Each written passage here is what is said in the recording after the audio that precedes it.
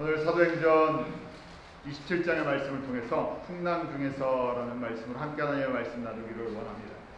저희가 이제 바울이 사도행전 27장에 드디어 그 2년 동안 가이사라 총독부 감옥에 갇혀 있다가 황제에게 항소를 해서 그 황제가 있는 로마 황제가 있는 로마로 가게 되죠. 오늘 말씀은 바로 로마로 가는 여정입니다. 저희가 27장에 굉장히 긴 내용처럼 보이는데 이 여정을 저희가 지도로 보면요 훨씬 그림이 쉬워지죠. 가이사라 총독부에 있다가 시돈에서 배를 타고 이제 그 터키 남쪽에 있는 무라라는 섬까지 갑니다. 그 구브로 사이프러스 섬을 지나서 무라에 갔어요. 알렉산드리아 배를 갈아타고 거기서 다시 그 밑에 그레테 섬에 미항이라는 곳까지 가게 됩니다. 오늘 말씀이 바로 그 미항에서 바울은 하나님의 이 뜻 가운데 앞으로 이대로 가면 계속 가면 큰 어려움이 있다는 것을 알고요. 가지 말자. 이 미항이라는 곳, 그레테 섬의 미항이라는 곳에서 겨울을 보내고 그 다음에 날씨가 이제 좀 풀리거든 가자 하고 권해줍니다. 그때 선주와 선장, 이 배의 주인과 선장은 지금 가도 괜찮을 것 같다. 바람도 좋고 그래서 그 옆에 있는 그레테 베닉스, 영어로 피닉스라고 하는 데 있죠. 그 서부에 피닉스라는 도시가 있는데 그 그레테 피닉스라는 도시 거기까지 가서 거기에 넓으니까 거기서 겨울을 보내는 게 좋으니까 조금 더 가자. 그래서 떠나게 되는 여정이 바로 떠나자마자 하루가 지나서 이 폭풍을 허리케인을 만나게 됩니다. 이 지중해에 있는 허리케인을 유라굴라라 이렇게 성경에 기록이 되어 있죠. 유라굴라를 만나서 14일째 허리케인의 태풍에 밀려서 로마 밑에 있는 멜리데라는 섬까지 거기까지 14일 동안 표류하는 여정이 있습니다. 이 지도를 잘 머릿속에 갖고 계셔야 오늘 27장의 말씀이 무슨 말씀인지를 저희가 보게 됩니다. 그림을 그려지시죠? 시돈에서 떠나서 무라에서 배를 타고 이 미항까지 가서 거기서 떠나는 바람에 바로 옆에 있는 항구 도시 피닉스까지 가려고 했던 것이 14일 동안 태풍에 밀려서 떠밀려가는 그런 위기의 순간인 것입니다. 오늘 이 말씀을 통해서 저희가 하나 분명히 알 수 있는 것은 믿음의 항해인데요. 바울은 주님의 명령을 순종하기 위해서 로마로 가는 믿음의 여정이죠. 그런데 믿음의 여정에도 분명히 풍랑이 있다는 것입니다. 저희의 삶이 이 사도행전을 보면서 이 여행과 같은 배를 타고 가든 비행기를 타고 가든 우리의 인생의 여정이 마치 예수 그리스도를 믿고 움직이는 이런 여행과 같은 것이다 하는 것을 보게 됩니다. 세상 사람들은요 각 분야의 전문가들의 의견을 존중해주고 그 말을 들으려고 합니다. 배를 탔으니까요 당연히 배의 주인을 제가 의지해야 되죠. 배의 주인과 선장의 말을 잘 들어야 됩니다. 그런데 우리 예수 그리스도를 믿는 사람들은 우리 인생의 이 여정의 주인공이 누구십니까? 누가 선주세요? 예수님입니다. 누가 선장이십니까? 예수님입니다. 그런데 세상의 배의 선주와 선장은 바람과 파도를 마음껏 자기 조절할 수가 없습니다. 바람이 이렇게 잘 불면요, 좋게 순풍이 불면 지금 배를 움직여야 되겠구나 생각하죠. 그런데 우리가 믿고 우리가 고백하는 우리의 믿음의 주인 되시는 예수님은요 하늘과 땅에 모든 것을 움직이시는 분이세요. 믿음은 좀 저희가 가슴을 활짝 펴고요 믿음의 눈이 떠지기로 합니다. 우리는요 불안한 배를 탄 것이 아니라 바람에 따라 밀려가는 배를 탄 것이 아니라 주님이 예수를 믿는 사람들은요 하늘과 땅에 바람과 파도까지 잔잔케 하시고 움직이시고 비를 내리시기도 하고 계절을 바꾸시는 이 모든 것에 주인 되시는 분이 직접 우리를 인도하셔서요 주님의 나라까지 들어가는 그 과정이 믿음의 여정입니다. 그러니까 저희는 개런티가 되어 있는 사람들이죠. 어디까지 들어갈 수 있다고? 주님의 나라까지. 누구를 의지하니까? 이 하늘과 땅을 지으시고 바람과 파도를 움직이시고 우리에게 구원을 주시는 그 구원의 주인공, 우리 인생의 주인공이신 예수 그리스도를 의지하기 때문에. 그래서 주님께서 이 믿음의 항해를, 이것이 믿음의 항해라는 것을, 인생의 믿음의 항해라는 것을 온전히 알았어요. 예수 그리스도만을 바라보게 하십니다. 그것이 성공할 수 있는, 그것이 승리하는 비결인 것입니다. 저희가 누구나 다 풍랑을 기대하는 사람은 아무도 없어요. 배를 타고 가는데 이 풍랑이 있을 거다. 이 풍랑을 내가 준비해야지 하는 것보다는 풍랑을 어떻게 하기로 합니까? 풍랑을 안 만나기를. 내 믿음의 여정, 내 이 항해에는 풍랑이 없었으면. 그래서 저희가 예수님을 믿고 나서 바라는 것이 있죠. 우리 예수 믿고 뭐가 없었으면요? 인생에 좀 풍랑이 없었습니다. 인생에 좀 어려움이 없습니다. 그냥 만사형통, 그냥 되는 일마다 척척척척 다 되고요. 그냥 예수의 이름으로 했더니 뭐 다 잘 되는 거예요. 그게 우리가 바라는 거예요.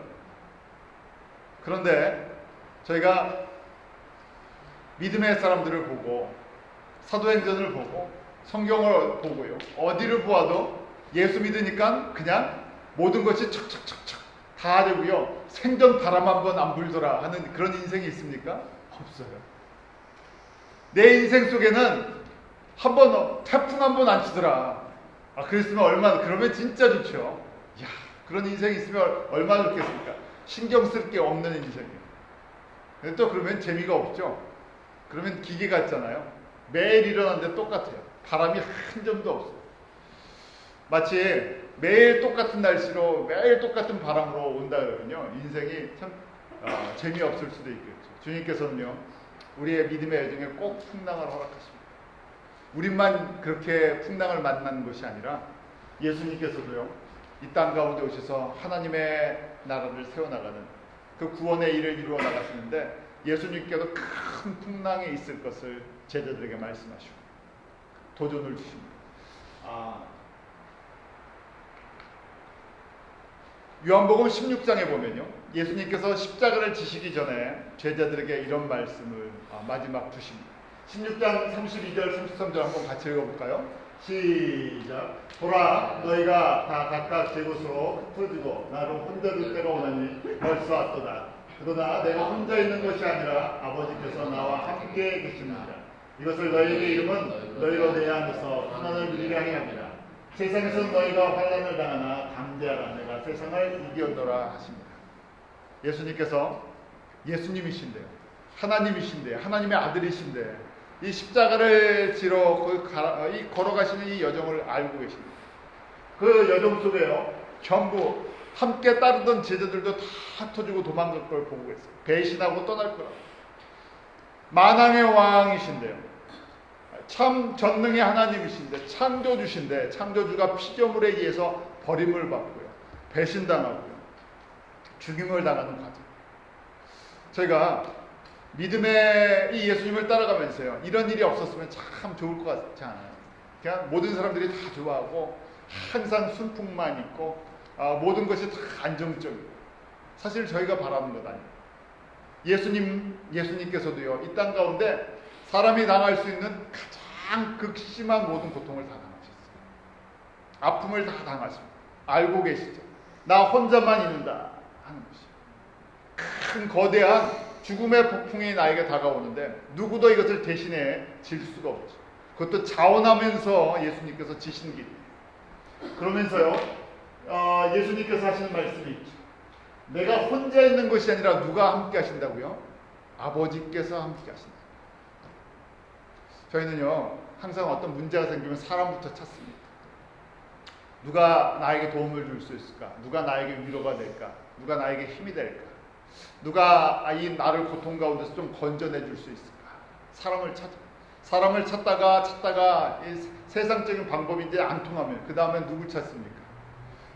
뭔가를 붙잡아야 되니까 그때 신을 찾아요. 은혜는 저희가 어떤 과정에든지 예수님을 찾았던 것이 참 은혜입니다. 우리가 찾은 것처럼 보이죠. 내가 힘들 때, 내가 어려울 때, 나에게 고난이 있을 때 내가 예수님을 찾은 것처럼 보이지만 바로 그것이 은혜라는 것이. 제 주변에 안타까운 한 분이 계시는데요. 참 아픔이 많았어요. 잘 되는 것도 있고 아픔이 있었는데 너무 큰 아픔이 있었는데 그 큰 아픔을 통해서 자녀를 잃어버리는 아픔이었어요. 자녀를 잃어버리는 아픔인데 저희 같으면 정신이 번쩍 차져서요. 아무리 세상에 잘 돼도 자녀를 잃어버렸으면 모든 걸 잃어버린 거지만 그때 주님을 한번 바라볼 수 있는 믿음의 눈이 떠졌으면 좋았을 텐데 거꾸로요. 세상에 헛된 우상의 눈이 떠져버려 그걸 의지하는 거기서 위로를 받고 거기서 평안을 얻고 누가 옆에서 이야기를 해줘도 눈이 안 떠져. 정말 자녀를 잃어버리는 아픔이 있어도 눈이 떠지지 않습니다. 저희가 예수 그리스도의 눈이 떠진다는 것 자체가 은혜죠. 그런데요, 중요한 것은 예수님께서 내가 세상에 혼자 있는 것처럼 누구도 감당할 수 없는 그 고통 가운데 있는데 누가 함께 하신다고요? 아버지께서 함께 하신다. 왜냐하면 내가 아버지 뜻에 순종하기 때문에, 내가 아버지만 의지하기 때문에 그렇습니다.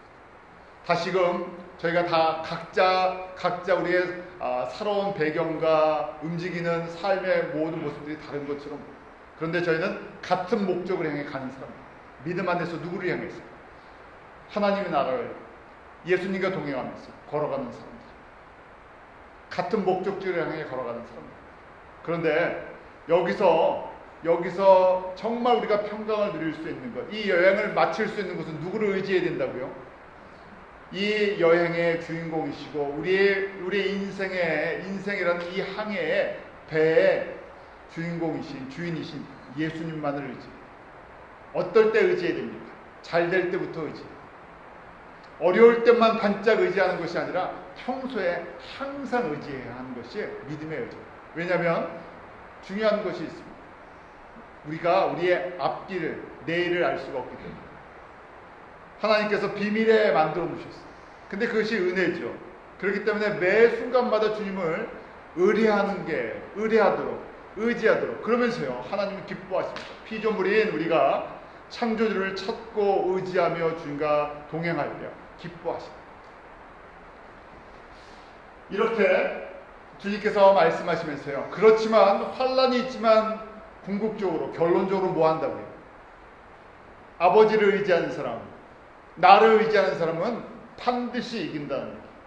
자, 이렇게 믿음의 항해 속에 이제 풍랑과 어려움과 위험이 닥칠 것을 바울을 통해서 사람들에게 증거가 됩니다. 10절 한번 같이 읽어볼까요? 사도행전 27장 10절입니다. 시작. 말하되 여러분이여 내가 보니 이번 행선이 하물과 배만 아니라 우리 생명에도 타격과 많은 손해가 있으리라. 바울이었지만요, 이 풍랑을 피해갈 수 없습니다. 하나님께서 이 풍랑을 허락하셨다는 얘기. 자, 그런데요, 이런 풍랑에 대한 바울의 이야기, 여기서 머물러야 된다. 그렇지만요, 선주와 선장의 이야기를 백부장과 배에 탄 사람들은 듣습니다. 대부분의 사람들. 저희가 민주주의가 좋으면서 나쁜 점이 하나 있습니다. 그것은 사람들이 원하는 대로 해주잖아요. 표에 의해서. 그런데 그게 항상 옳은 것은 아니에요. 저희가 교회에서도 민주주의 법을, 교회가 민주적이어야 된다고 이야기할 때가 있어요. 어떤 부분은 맞죠. 그렇지만 저희가 다수가 항상 옳은 것이 아니고요. 교회는 어떤 주의입니까? 신본주의죠. 성령님이 인도하시는 말씀을 따라가는 것입니다. 다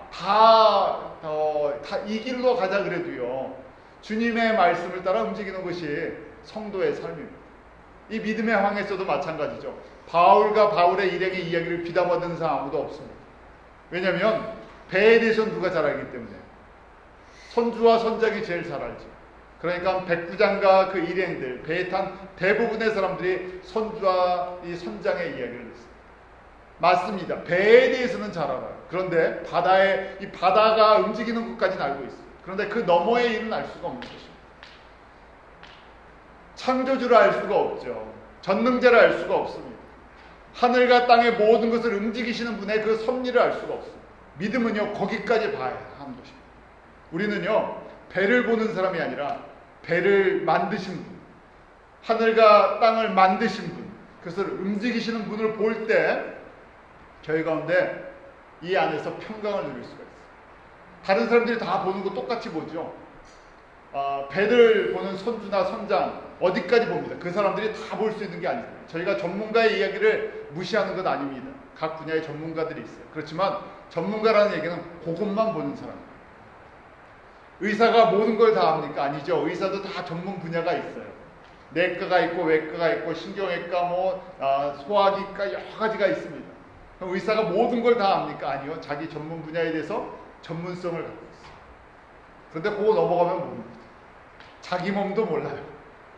그래서 저희가 종종 그러죠. 암 박사가요.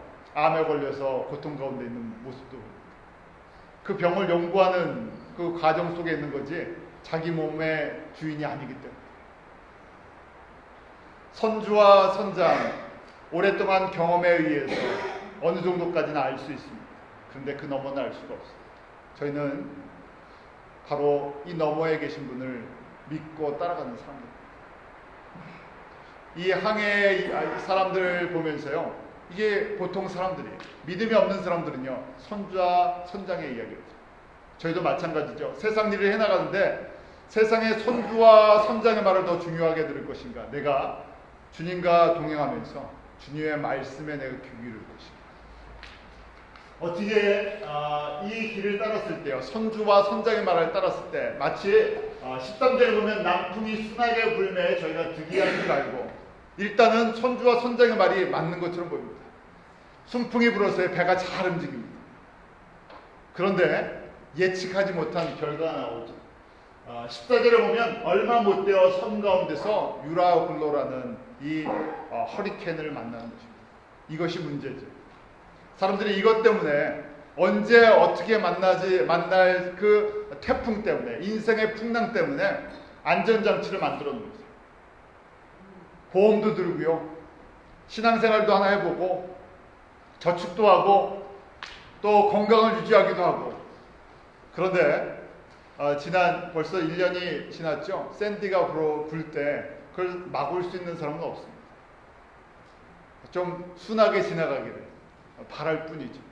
그 피해를 입은 데는 엄청난 피해를 입었죠. 자연 앞에서 사람들이 세우는 것이 참 무력하다는 것들을 보게 돼요. 저희가 믿음이 없으면요. 이 믿음이 없으면 이걸 보지를 못해요. 뭘 보지 못하냐면 이 허리케인 앞에 설 사람이 없다는 것을 갖다 보지 못해요. 마치 괜찮을 것처럼. 우리가 이런 믿음의 여정 속에서 분명한 것은요. 허리케인이 한 번도 안 오는 것이 아니라 허리케인 같은 태풍과 같은 풍랑 속에서 어떻게 이것을 극복하고 나가느냐는 것입니다. 무엇이 이것을 우리 이기게 만들었느냐. 그것이 무엇인가? 바로 믿는 자의 능력이에요. 믿음의 능력. 바울은요, 다 똑같이 276명이 배에 타고 있습니다. 바울을 누구도 눈여겨보지 않아요. 왜냐하면 바울은 그 배의 주인도 아니고 항해사도 아니고요. 거기에 백부장도 아니고요. 신분이 무엇입니까? 죄수예요. 그 백부장에 의해서 급한 순간에는 죽일 수도 있는 사람. 이런 상황이 있어서 그냥 죽여버렸습니다 해도요. 누구도 거기에 대해서 책임을 묻지 않는 정말 가장 그 배에서 낮은 사람입니다. 배의 전문가도 아니죠. 누구도 그 사람의 삶이나 그 사람의 말을 귀 기울여 듣지 않는 그 위치에 있는 사람.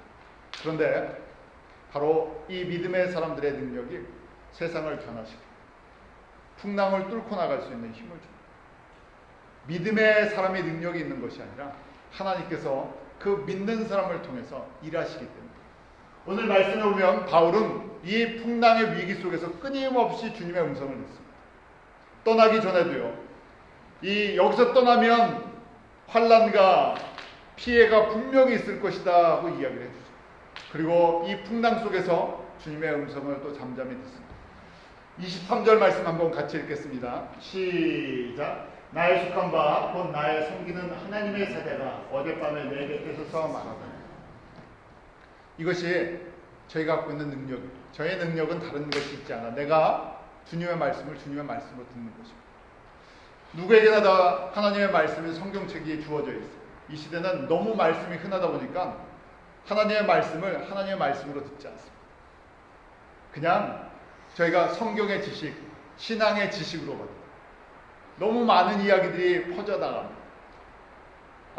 마치 저희가 내 입맛에 맞는 것들을 고를 수 있는 시대가 됐어요. 음식도 그렇고 환경도 그렇고 직업도 그렇고 모든 것이. 그러니까 너무 이 하나님의 말씀이 흔해져다 보니까요, 내가 듣고 싶은 것만 듣습니다. 그러니까 듣고 싶지 않은 얘기는 안 들어요. 내가 생각하기에 하나님의 말씀이 아니에요. 많은 설교가 있고 많은 성경에 대한 해석들이 있습니다. 그런 지금 신학적인 논점으로 저희가 나오는 것이 아니라 종교적인 관점으로 오는 것이 아니라 내가 매일매일 주님과 어떤 관계 속에서 주님의 음성이 귀 기울이냐는 것이. 내가 주님의 말씀을 저희가 생명의 삶을 통해서든지 설교를 통해서든지 주님의 말씀을 듣때 그게 주님의 그냥 말씀이구나 하고 그냥 듣냐 하는 것이. 바울은요, 풍랑 속에서 주님의 말씀을 듣고 있었어요. 풍랑이 있기 전에도 듣고 있었어요.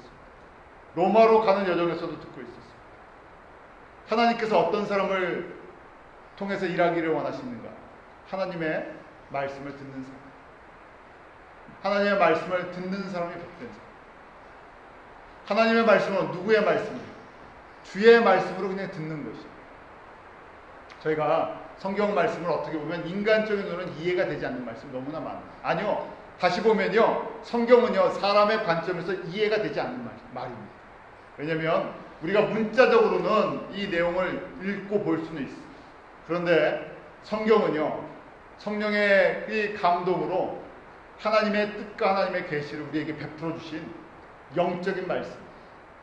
그래서 이것을 인간적으로 아무리 봐야 이 내용은 저희들에게 별 도움이 되지 않습니다.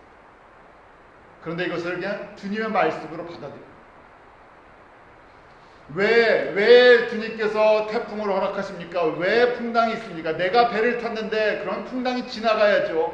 하나님께서 나를 사랑하시는데 왜 나에게 허리케인 같은 걸 만나게 하십니까? 별의별 이야기를 다 할 수 있어요. 그렇잖아요.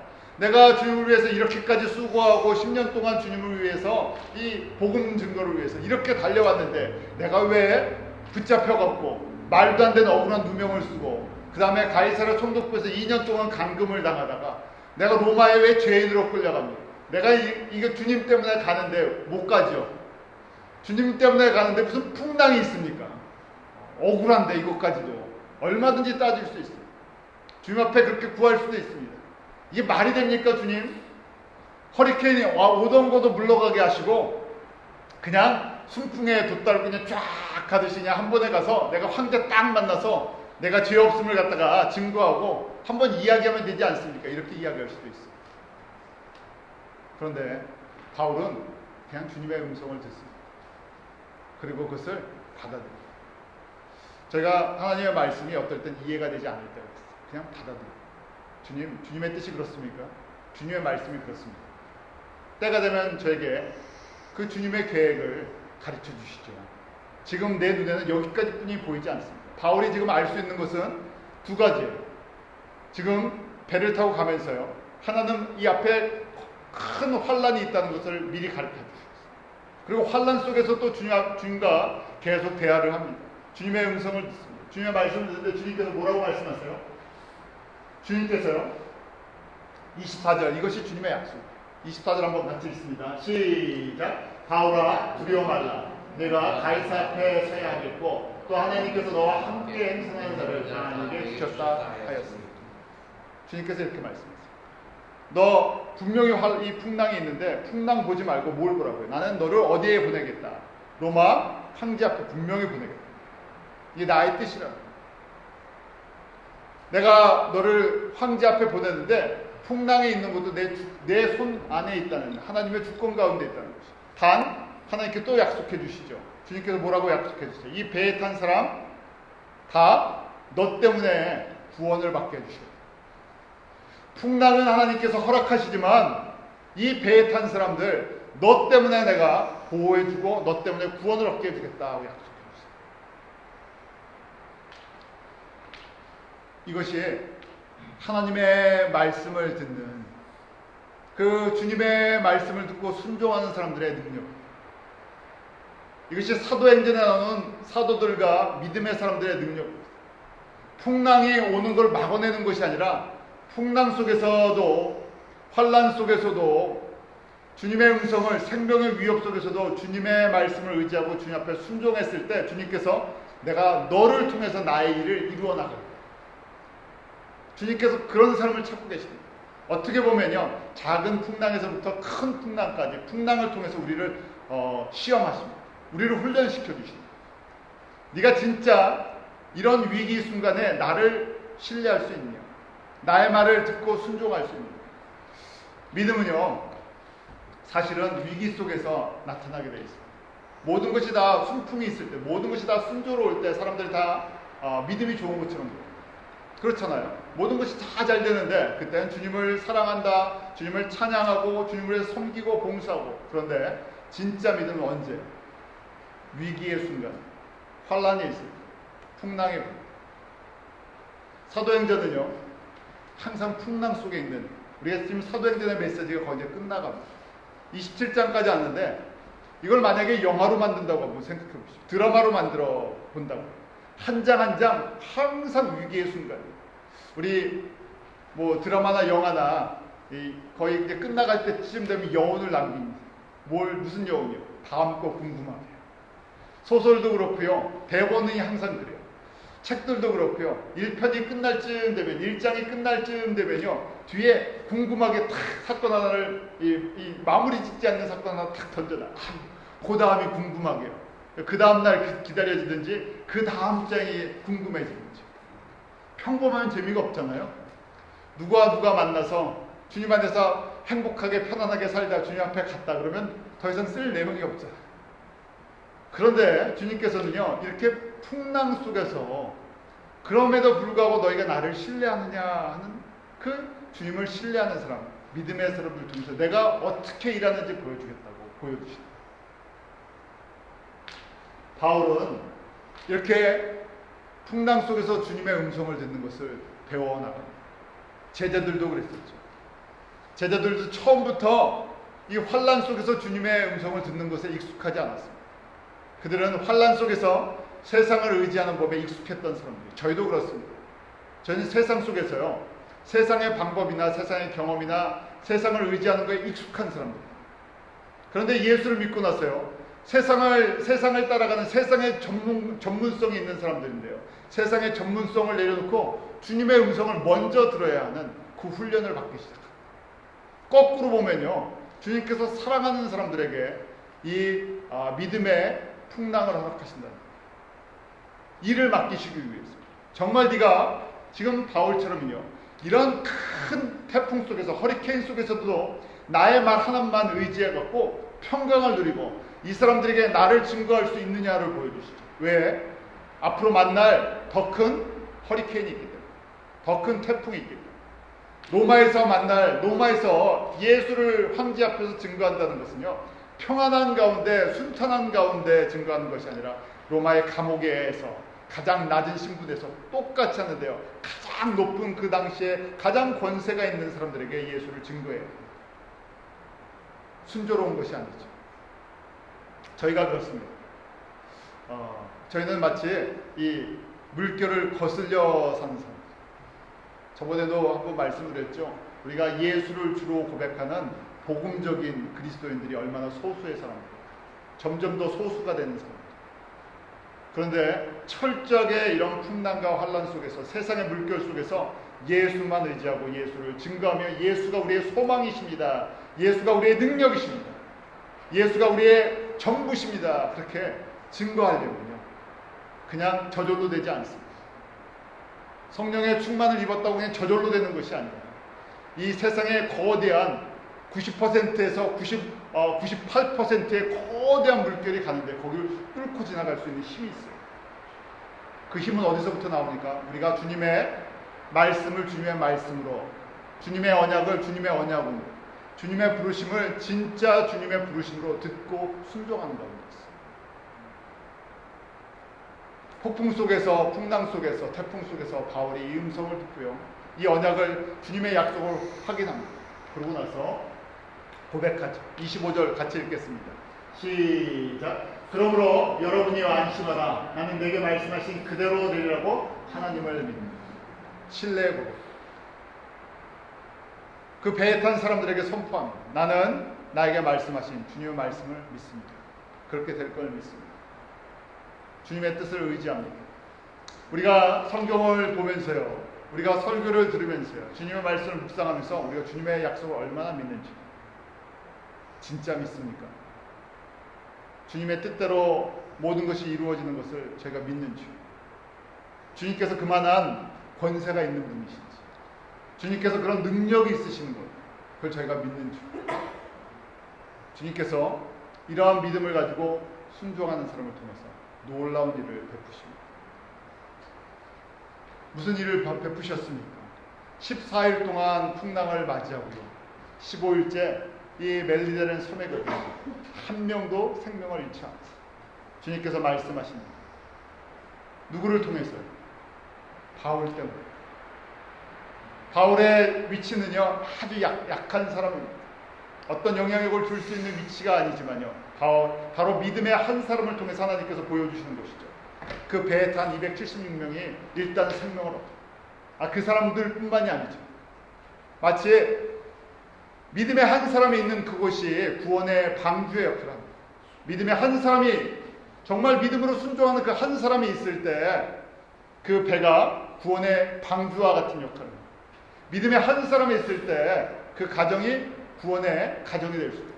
믿음의 한 사람이 있을 때 그 나라가, 그 민족이, 이 세상이 변화되는 거죠.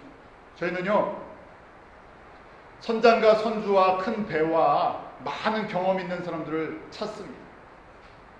그런데요, 주님께서는 지금 사도행전을 저희가 27장까지 이제 보고 있어요.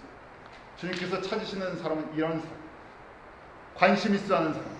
어떤 사람은요, 풍랑 속에서도 주님의 음성을 듣고요, 풍랑 속에서 왜라는 이유를 찾는 것이 아니라 주님의 뜻이 그렇게 이루어질 걸 믿습니다. 그 사람을 통해서 주님의 뜻은 분명히 전해졌어요. 주님의 뜻은 우리가 순종을 안 하려고 해서 그렇죠. 주님의 뜻은 복잡하지 않습니다. 하나님의 뜻은 무엇입니까? 그 아들 예수 그리스도를 통해서 잃어버린 하나님의 자녀가 마지막 날에 다 살아나는, 요한복음 6장에 나오는 말씀. 예수님 왜 이 땅에 오셨습니까? 예수 그리스도를 통해서 하나님의 그 제사함과 구원을 하나님의 잃어버린 백성들이 얻을 수 있도록. 왜 우리를 부르셨습니까? 왜 우리를 교회되게 하셨습니까? 왜 우리에게 하나님을 볼 수 있는 믿음의 눈을 뜨게 하십니까? 내가 너를 통해서 너가 있는 곳에서부터 시작해서 모든 이방인들이, 모든 세상에 잃어버린 자들이 내가 구원받는 그날을 보기를 소망하십니다. 그런데 그럼 무엇을 어떻게 해야 됩니까? 누가 주님의 말씀을 듣고 주님과 동행하냐는 거예요. 바울이 이 여정을 정해놨습니까? 우리의 인생이 그렇죠. 결론적으로 보면 누구도 자기 인생을 자기가 계획하는 사람이 없어요. 계획은 하지만요, 계획대로 됩니까? 우리가 계획은 얼마든지 할 수 있어요. 그렇지만 우리가 결론적으로 고백하는 것, 내 인생은 내가 계획한 대로 움직여지지 않습니다. 주님이 인도하신 대로 가는 겁니다. 누구를 의지하고 따라가느냐? 선장과 선주와 백부장을 의지하고 따라가느냐? 아니면 그 보이지 않지만 나에게 말씀하시고 나에게 구원을 베푸시는 그 주님의 약속의 말씀을 의지하면서 주님을 따라가느냐 하는 것입니다. 풍랑이 없기를 기다리는 것이 아니라 풍랑 속에서도 주님의 뜻을 이루소서 하는 것입니다. 풍랑 속에서 하나님께서 하나님의 구원을 베풀어 나가십니다. 풍랑 속에서 하나님의 뜻을 베풀어 나가십니다. 제가 세상 사람들은 이런 삶을 살아요. 꼭 마지막에 아무것도 건지지 못하는 데다가 투자하고요, 그것 때문에 연연해 하는 삶입니다. 풍랑을 맞이한, 결론적으로 풍랑을 맞이했을 때 사람들이 할 수 있는 최선의 길들이 무엇이었나? 27장 18절 19절에 보면요, 사람들이 짐을 버리기 시작해요. 거기에는 장사를 하기 위해는 장사꾼들의 짐도 있을 거고요, 자기 재물도 있을 것이고요, 아끼는 것들이 있겠죠. 우리 삶이 그렇습니다. 큰 풍랑이 만나서 어쩔 수 없는 순간에 하나씩 포기하기 시작하죠. 그러고 나서요, 배의 기구들을 버리기 시작합니다. 이 배의 기구가 없으면 어떻게 됩니까? 배가 파손될 수도 있고요. 그 다음에 죽을 수도 있어요. 그런데 일단 살고 봐야 되니까 무게를 줄이기 위해서 다 버리기 시작해요. 그런 사람들 많죠? 평생 이 불안해갖고요. 풍랑 만날까봐 풍랑 속에서 이겨나가기 위해서 평생 모으고 아끼고 그러다가요. 나도 안 쓰고 남도 안 쓰고 나도 나중에 다 버리고 갈 건데 그것 때문에 연연해 하다가요. 풍랑 만나면 어떻게 됩니까? 허리케인 만나면요. 다 잃어버릴 거, 다 버려야 되는 건데 그 전까지는요. 안 만날 것처럼 그 전까지는요. 피해갈 수 있을 것처럼 그렇게 벌벌벌벌 떨다가요. 마지막 순간에 어떻게 한다고요? 하나도 건지지 못하고요. 다 버리고 누구까지요? 자기 자신도 잃어버리고요. 그렇게 살아가는 많은 사람들이 있습니다. 주님 안에서요. 저희가 정말 귀한 것이 무엇인가? 이 항해 속에서 한번 인생의 나의 개인의 인생도 모든 사람들 마찬가지죠. 내 인생의 항해에 내가 누구의 말을 듣고 움직일 것인가? 성령의 사람들은 주님의 말씀을 듣고 주님의 뜻 가운데 순종하며 가는 사람들. 바울이 무슨 스스로 위대한 꿈을 가졌습니까? 아니요. 주님의 인도하심을 따라 주님께서 주신 이 복음의 사명을 그냥 감당할 뿐입니다. 풍랑 속에서, 배 속에서 나는 나에게 말씀하신 그 여호와 하나님, 우리 주 예수 그리스도의 그 말씀을 나는 신뢰하고 간다는 것입니다. 하나님께서 저와 여러분을 이러한 구원의 통로, 나 하나라는 믿음의 한 사람을 통해서 하나님께서 구원을 이루어 나가시는 거죠. 바울이 가는 곳이 감옥이 되었던, 총독부가 되었던, 배가 되었던, 풍랑을 만나던, 그것이 로마가 되었던, 그 다음에 그것이 그리스가 되었던, 그가 가는 곳에 하나님께서 구원의 놀라운 역사를 이루어 나가십니다. 바울이 위대하기 때문에 아니요. 바울이 갖고 있는 가장 큰 능력은 무엇입니까? 주님의 말씀을 듣고 순종하는 것. 우리 가운데 그런 능력이 있고요. 주님의 말씀을 듣고 순종할 수 있는, 주님의 말씀을 듣고 신뢰할 수 있는 그런 믿음의 놀라운 능력이 저희 가운데 있기를 기도하겠습니다. 하나님 아버지, 저희를 예수 그리스도와 함께 이 귀한 믿음의 여정, 구원의 여정에 저희를 불러주심을 감사합니다.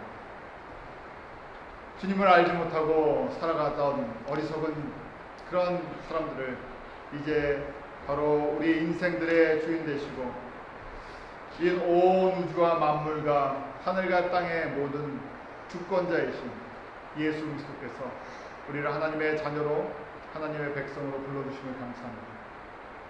매 순간순간마다 이제 우리 가운데 허리케인이나 태풍이나 풍랑이나 역경이 없기를 구하는 것이 아니라 주님의 음성을 듣고 순종할 수 있는 믿음을 저희 가운데 허락해 주시옵소서.